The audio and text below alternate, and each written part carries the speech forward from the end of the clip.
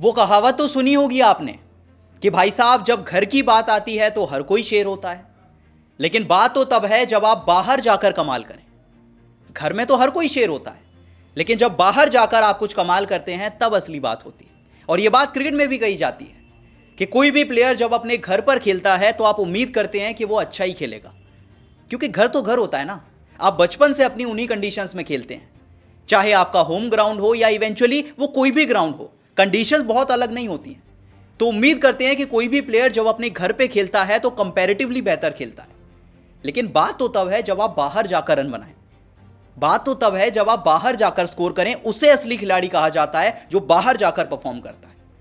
अब आप मानकर चलते हैं कि हर खिलाड़ी के साथ यही होता है कि आप किसी भी खिलाड़ी के स्टैट्स देख लीजिए, जब वो घर पे खेलता है तो कंपैरेटिवली अच्छा खेलता है, लेकिन जब बाहर जाता है तो हल्का सा स्ट्रगल करने लगता है।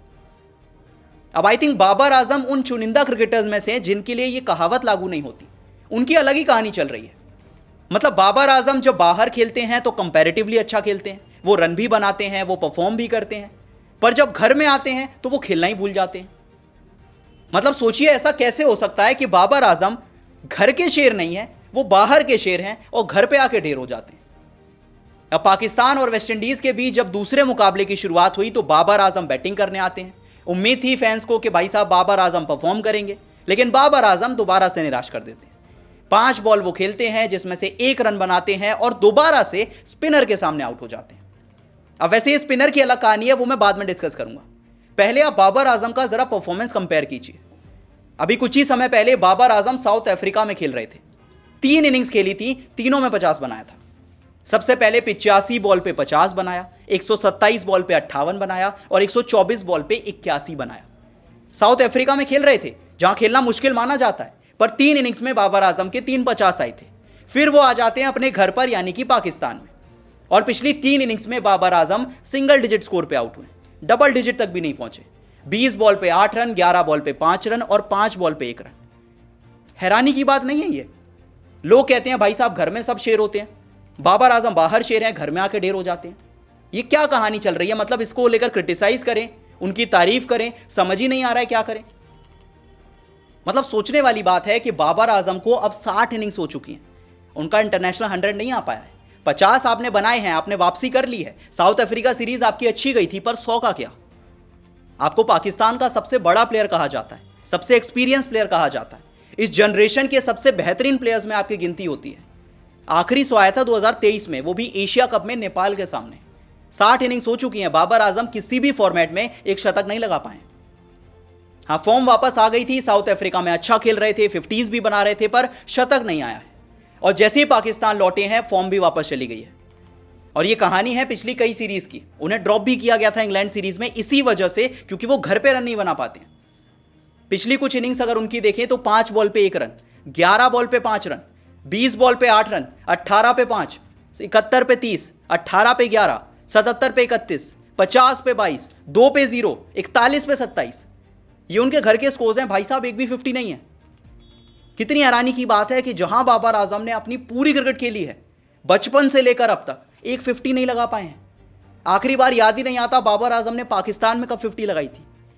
और सबसे हैरानी की बात है कि आप मानकर चलते हैं कि जो एशियन प्लेयर्स होते हैं वो अपने घर पर अच्छा खेलते हैं, वो स्पिन के सामने अच्छा खेलते हैं, पर बाबर के साथ अलग ही कहानी है। बाबर आजम अपने करियर में 2022 के बाद से, मतलब लगभग 2 साल का डेटा है, 18 बार स्पिनर्स के सामने आउट हो चुके हैं। 9 बार तो उनको लेफ्ट आर्म स्पिनर्स ने फंसाया है। तो एक बहुत कॉमन सी चीज है जो सब पकड़ ले रहे हैं आजकल, कि जैसे ही बाबर आजम आए आप स्पिन को लगा दीजिए, वो अपने आप आउट हो जाते हैं। मतलब ठीक है, आपने एक तरीका निकाल लिया जीतने का। अगर आप पाकिस्तान के पर्सपेक्टिव से देखें तो आप अच्छा कर रहे हैं, आपने इंग्लैंड को भी हराया, आपने वेस्टइंडीज को हराया, आप अभी भी अच्छा कर रहे हैं। लेकिन जो पिचेस आप बना रहे हैं, जो रैंक टर्नर्स आप बना रहे हैं, वहां बैटिंग भी तो करनी पड़ेगी। इवेंचुअली जब बैटिंग की बारी आई तो ना बाबर आजम चले, ना रिजवान चले, ना शान मशहूद चले, ऑल आउट हो गई पाकिस्तान की टीम। सारी की सारी मेहनत पे पानी फेर दिया जो कि बॉलर्स ने सेट किया था। नोमान ने कमाल की बॉलिंग की, साजिद ने कमाल की बॉलिंग की, लेकिन सबने पानी फेर दिया। और सबसे बड़ी बात, बाबर आजम पाकिस्तान के सबसे बड़े प्लेयर हैं, ये सबसे एक्सपीरियंस प्लेयर हैं। साउथ अफ्रीका में रन बना रहे थे, सबको लगा कि भाई साहब फॉर्म वापस आ गई, लेकिन जैसे ही रैंक टर्नर्स आए, जैसे ही स्पिन फ्रेंडली पिचेस आई, जैसे ही स्पिनर्स आए, फिर से फंस गए। 18 इनिंग्स में आप कैसे आउट हो सकते हैं सोचिए स्पिनर्स के सामने, इतना बड़ा प्लेयर। 9 बार आपको लेफ्ट आर्म स्पिनर्स फंसा लेते हैं। तो एक ऐसी चीज़ है ना, पूरी दुनिया को पता चल चुकी है। एक लेफ्ट आर्म स्पिनर लेकर आइए, जहां पिच घूमेगी वहां बाबर आउट हो जाएंगे, और यही कहानी चल रही है। मतलब भले ही कह सकते हैं कि बाबर आजम की फॉर्म में वापसी हो चुकी है। अगर साउथ अफ्रीका सीरीज की 4 इनिंग्स देखें तो उनके 3 में 50 थे।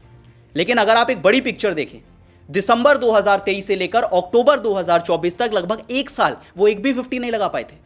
पिछले 3 साल के अंदर बाबर आजम एक भी शतक नहीं लगा पाए। अपने घर पर बात करें तो 10 पारियों में बाबर आजम सिर्फ 140 बना पाए। और अगर आपको जीतना है तो बाबर को चलना तो पड़ेगा। कब तक आप उम्मीद करेंगे कि अकेले साजिद आपको जिता देंगे या नौमान आपको जिता देंगे? कभी तो आपको रन भी बनाने पड़ेंगे ना।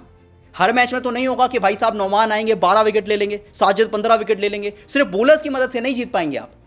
कभी तो होगा जब बैटर्स को भी जिम्मेदारी लेनी होगी, या बाबर आजम को जिम्मेदारी लेनी होगी। वेल, अब तक तो नहीं ली है। और चैंपियंस ट्रॉफी आ रही है, ये अच्छी बात नहीं है कि बाबर आजम अपने घर पे क्रिकेट नहीं खेल पा रहे हैं, स्पिनर्स को नहीं पढ़ पा रहे हैं। अगर ऐसा ही चलता रहा तो चैंपियंस ट्रॉफी से पहले पाकिस्तान के लिए यह बहुत बड़ा क्वेश्चन मार्क है। इवेंचुअली अगर आप मैच को देखें तो आपके हाथ में मैच था। नौमान अली कमाल की बॉलिंग करते हैं, एक हैट्रिक चटकाते हैं, वेस्ट इंडीज को 163 पे समेट देते हैं। लेकिन जवाब में पाकिस्तान की टीम सिर्फ 154 बना पाई है।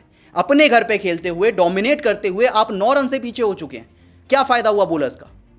नौमान अली 41 रन देकर 6 विकेट, साजिद खान 64 रन देकर 2 विकेट, 160 पे समेट दिया था आपने। पर इवेंचुअली जब पहले दिन का खेल खत्म हुआ तो आप पीछे हो चुके हैं, क्योंकि सारे बैटर्स फ्लॉप थे। शान मशहूद सिर्फ 15 बना पाए, हुरैरा 9 बना पाए, बाबर आजम 1 पे आउट हुए, तीसरा कॉन्सेक्यूटिव लो स्कोर। कामरान गुलाम सिर्फ 16 रन, सौद शकील के 32, रिजवान के 49, आगा सलमान के 9 रन। सारी की सारी मेहनत पे पानी फेर दिया, जो कि बॉलर्स ने आपको गेम सेट करके दिया था। फिर उम्मीद करेंगे कि साजिद चटकाएं विकेट, नौमान चटकाएं विकेट, अबरार कुछ कमाल कर दें। लेकिन आपको भरोसा है कि अगर वेस्टइंडीज ने 150 रन बना दिए तो आप चेज कर जाएंगे इस बैटिंग को देखते हुए? क्योंकि पिछली बार भी रन नहीं आए थे।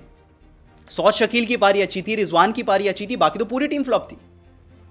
तो ये एक बहुत बड़ा सवाल है जो पाकिस्तान के सामने है, क्योंकि आप जिंदगी भर बाहर नहीं खेलेंगे।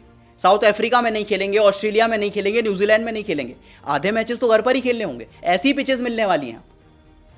क्या आपको लगता है कि बाबर आजम का फॉर्म अब पाकिस्तान के लिए एक बड़ा क्वेश्चन मार्क बन गया है? क्योंकि अगर आपको WTC फाइनल तक जाना है, अगर आपको घर पे अच्छा करना है, तो बाबर को तो परफॉर्म करना पड़ेगा। साउथ अफ्रीका में अच्छा खेले, हमने तारीफ भी की, हमने बहुत अप्रिशिएट किया उनको। पर लेकिन घर का क्या? पिछली 10-12 इनिंग्स में आप सिर्फ 140 रन बना पाए। 1 साल तक आपकी 50 नहीं आई थी, 3 साल से आपकी 100 नहीं आई है। क्या आपको लगता है कि बाबर आजम स्पिन खेलना भूल गए? आपको क्या लगता है बताइए कमेंट सेक्शन में।